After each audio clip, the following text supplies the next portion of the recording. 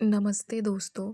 आज हम बात करेंगे एक ऐसी इक्वेशन की जो हमारी लाइफ में रोज बनती है, पर हम उसे सॉल्व नहीं कर पाते।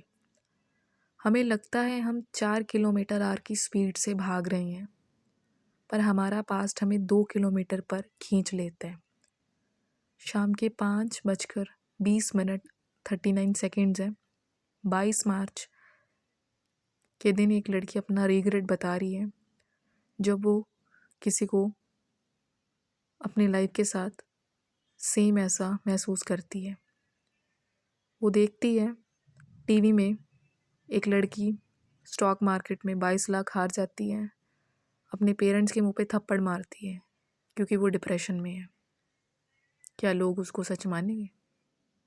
क्या एक साइकोलॉजिस्ट मान सकता है? मैंने भी कुछ ऐसा ही किया था।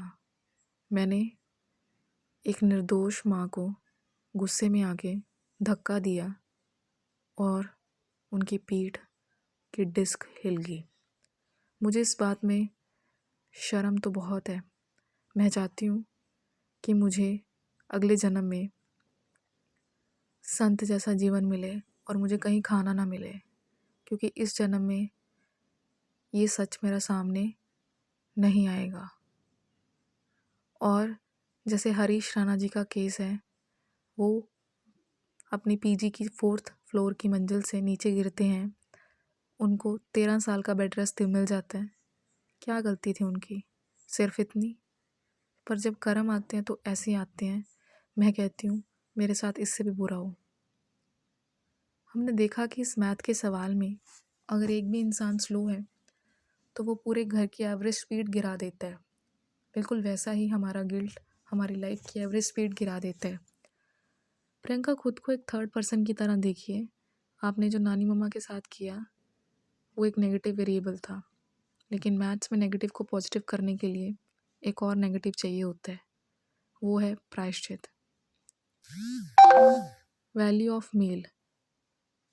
मैंने कहा मर्द के लिए पैसा क्यों ज़रूरी है? क्योंकि सोसाइटी मर्द को प्रोवाइडर की नज़र से देखती है।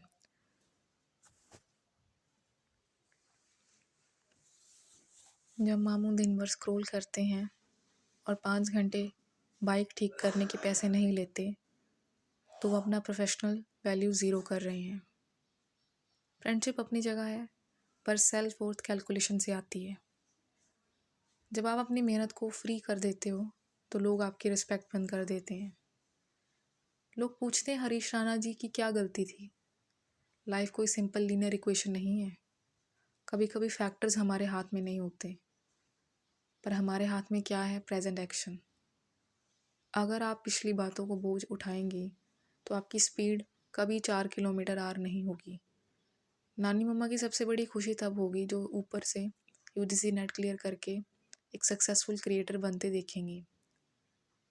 दोस्तों, नर्क और स्वर्ग यही है। अगर आज आपने घर की सिचुएशन को बदलने के लिए वैल्यू एडिशन कर दिया तो वही स्वर्ग है। 22 साल की उम्र में गिल्ट को ढाल बनाइए, तलवार नहीं। अगर पॉडकास्ट में मिलेंगे तब तक कैलकुलेट कीजिए अपनी वैल्यू।